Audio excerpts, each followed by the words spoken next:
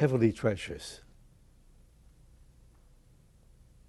In the gospel today, Jesus tells the disciples to store up treasures that are real riches, that in the end will help us have good hearts, faithful souls, and a life that has reflected the words and wisdoms of Jesus' teachings.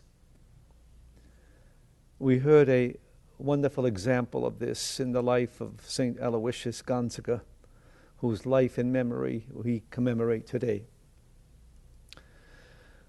What an inspiration I found this story to be about this man's life. He was born a prince. He would later renounce the values of his position and family and joined the Jesuits when he was 23, hoping to go to the missions. Instead, when a plague broke out in Rome, Aloysius offered to serve the sick and the dying, became ill himself, and died within 3 months. Not everyone would consider his life to be a heavenly treasure, but it certainly is today for some of us 400 years later. St. Paul's life was also a heavenly treasure, who we draw inspiration today.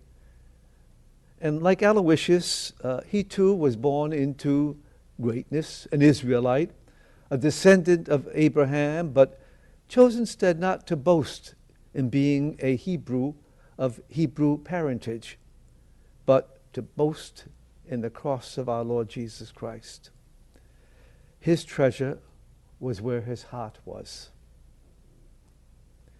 From Paul's heart and from the heart of Aloysius, we heard today of two men who gave of themselves to others.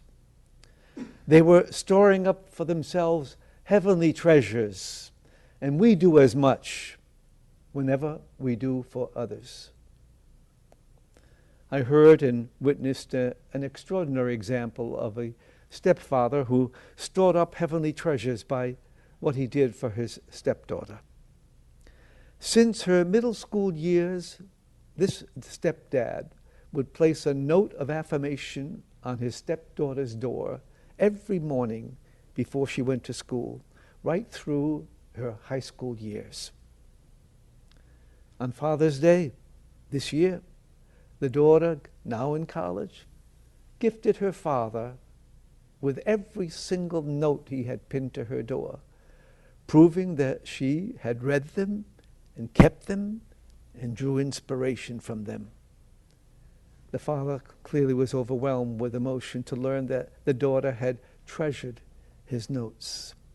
They were heavenly treasures, an example of the kinds of things we can do in our homes, among family and friends, in the workplace, real riches that help others have good hearts and also help ourselves in the end. For where your treasure is, there also will your heart be.